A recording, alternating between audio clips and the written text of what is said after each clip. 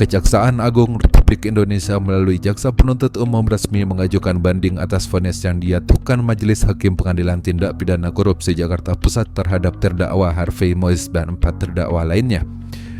Direktur Penuntutan Jaksa Agung Muda Bidang Tindak Pidana Khusus Sutikno menyampaikan pernyataan resmi pada Jumat 27 Desember 2024. Tentu sikap menyatakan banding ini diambil oleh Jaksa Penuntut Umum dalam perkara dugaan tindak pidana korupsi pada tata niaga komoditas timah tahun 2015 sampai 2022 di Bangka Belitung atas nama terdakwa Harvey Mois dan kawan-kawan.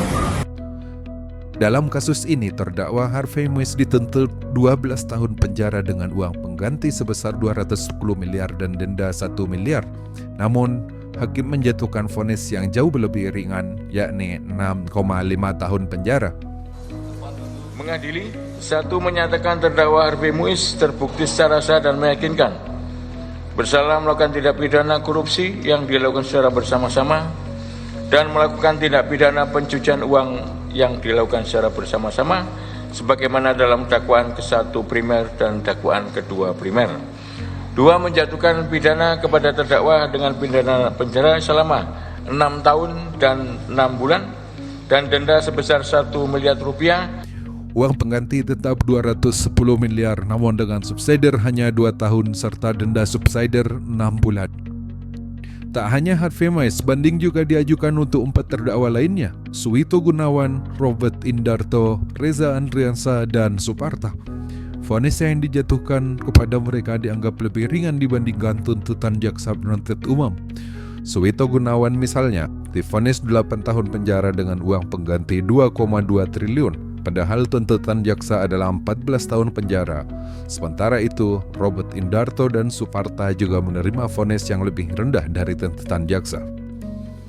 Reza Andriansa dengan tuntutan 8 tahun penjara hanya divonis 5 tahun. Adapun Suparta yang dituntut 14 tahun divonis 8 tahun penjara dengan uang pengganti 4,5 triliun. Namun dalam kasus terdakwa Rosalina yang divonis 4 tahun penjara dan denda 750 juta, Jaksa Penuntut Umum menerima putusan tersebut meski lebih ringan dibandingkan tuntutan awal.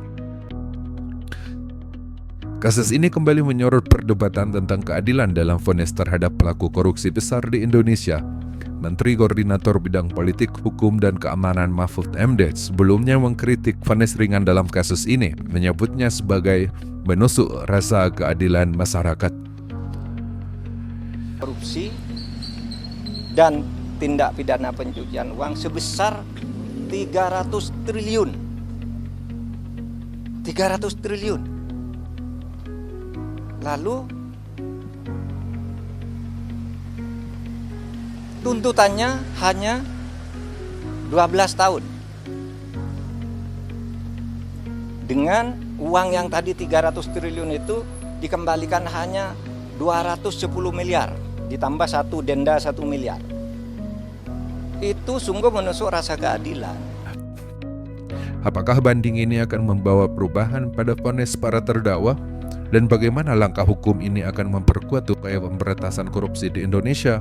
Kita nantikan perkembangan selanjutnya.